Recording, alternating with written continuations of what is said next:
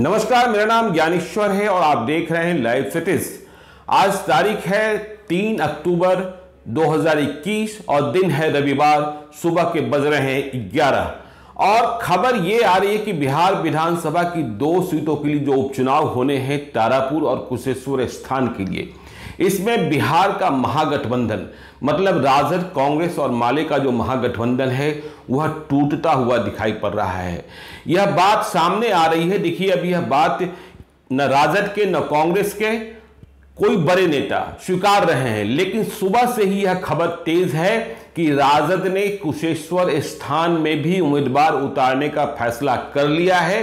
और चर्चा सुबह से यह है कि संतोष पासवान राजद के कोई कार्यकर्ता हैं, उन्हें कुशेश्वर स्थान में उम्मीदवार बनाया जा रहा है। तो यह खबर सुबह से तैर रही है पटना के पॉलिटिकल कॉरिडोर्स में। आज पटना में राजद का प्रशिक्षण शिविर भी है। तेजस्वी यादव पटना में लैंड कर चुके हैं। शाम तक इस बात का ऐलान किया जा सकता है, क्योंकि एनडीए ने मतलब जेडीयू ने अपने उम्मीदवारों की घोषणा कर दी है। जेडीयू ने तारापुर से राजीव सिंह को और कुशेश्वर स्थान से दिवंगत शशिभूषण हजारी के बेटे अमन हजारी को उम्मीदवार बनाया है। तो कांग्रेस इस बात पर अड़ी हुई थी कि कुशेश्वर स्थान हम लड़ेंगे। कुशेश्वर स्थान से यह कहा जा रहा था कि कांग्रेस अपने वरिष्ठ नेता अशोक राम या उनके बेटे को चुनाव लड़ा सकती है, लेकिन सुबह से पटना का माहौल गर्म हो गया है। मैंने कांग्रेस और आरजेडी के नेताओं से बातचीत करने की कोशिश की। दोनों ने स्वीकारा कि हां, चर्चा है, लेकिन अभी हम कंफर्म नहीं कर सकते हैं। शाम तक ऐलान की बात कही जा रही है। यदि संतोष पासवान को उम्मीदवार बनाया जाता है तो यह मान लीजिए कि उपचुनाव में कांग्रेस और राजद का गठबंधन टूट गया है। आपको हम यह भी बता दें कि कांग्रेस ने उम्मीदवार चयन के लिए एक कमेटी बनाई थी आनंद माधव के नेतृत्व में, जिसने अपनी रिपोर्ट प्रदेश कांग्रेस अध्यक्ष मदन मोहन झा को सौंपी थी। आपको यह भी याद रखना चाहिए कि 2020 के चुनाव में कुशेश्वर स्थान में लोजपा भी लड़ी थी और संतोष पासवान की उम्मीदवारी के पीछे तर्क यह दिया जा रहा है कि वहां पासवान मतदाताओं की संख्या बहुत अधिक है।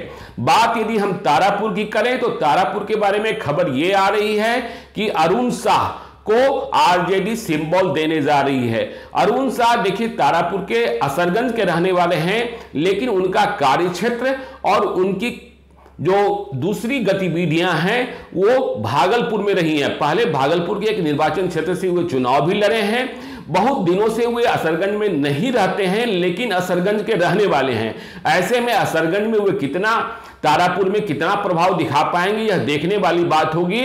और बात यह भी आ रही है कि जयप्रकाश नारायण यादव जो अपनी बेटी दिव्या प्रकाश को टिकट दिलाना चाहते थे, 2020 में चुनाव भी लड़ी थी, करीब 7,000 मतों के अंतर से चुनाव हारी थी, वह विद्रोह के मूड में हैं। जो तारापुर में जयप्रकाश नारायण यादव के समर्थक हैं, वे कह रहे हैं कि देखिए, चुनाव की तारीख का ऐलान तो हो ही गया है, मतदान होने दीजिए, मालूम हो जाएगा कौन कितना बड़ा नेता है और बगैर जयप्रकाश नारायण यादव के कैसे लड़ाई लड़ रही है तारापुर में। देखिए, जो अरुण साह हैं, देखिए अंत तक राजेश मिश्रा का भी नाम चलता रहा, जितेंद्र कुशवाहा का भी नाम चलता रहा।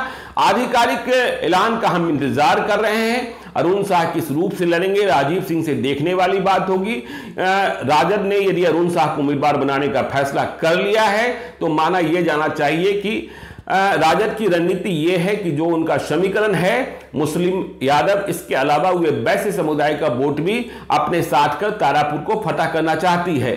लेकिन क्या यह संभव हो पाएगा, यह बड़ा सवाल तारापुर के लिए है, आरजेडी के लिए भी है। तेजस्वी यादव कहते हैं कि ये जो 2 चुनाव है, उपचुनाव है, यह बहुत ही महत्वपूर्ण है और सत्ता की सीढ़ी से जो हम 2020 में थोड़ा पीछे रह गए थे, उसमें आगे बढ़ने का एक मौका है। लेकिन जो विद्रोह और जिस तरीके से तनातनी महागठबंधन के भीतर, यदि आप 2 सीटों के चुनाव में भी उपचुनाव में भी यदि सामंजस्य नहीं बैठा पाते हैं, आपने देखा था कि जब एनडीए ने उम्मीदवारों का ऐलान किया तो एनडीए के सभी बड़े नेता, ललन सिंह जेडीयू के national president, Sanjay Jaiswal BJP के प्रेसिडेंट, मुकेश सहनी वीआईपी के प्रेसिडेंट, हम के प्रतिनिधित्व संतोष मांझी, जीतनराम मांझी के जो बेटे हैं, सभी इकट्ठा हुए थे। तो अब शाम तक का इंतजार करिए कि आरजेडी की ओर से क्या कहा जाएगा और इसे कांग्रेस किस रूप में लेती है कि कुशेश्वर स्थान में कांग्रेस का उम्मीदवार नहीं, आरजेडी का उम्मीदवार ही चुनाव लड़ेगा। तो इन खबरों पर हम बने रहेंगे, आप देखते रहिए लाइव सिटीज को। यदि अब तक आपने हमारे यूट्यूब चैनल लाइव सिटीज को सब्सक्राइब नहीं किया जरूर कर लीजिएगा, और यदि इस वीडियो को आप फेसबुक पेज के माध्यम से देखें तो पेज को लाइक कीजिएगा, ट्विटर पर भी हमें फॉलो कीजिए। धन्यवाद।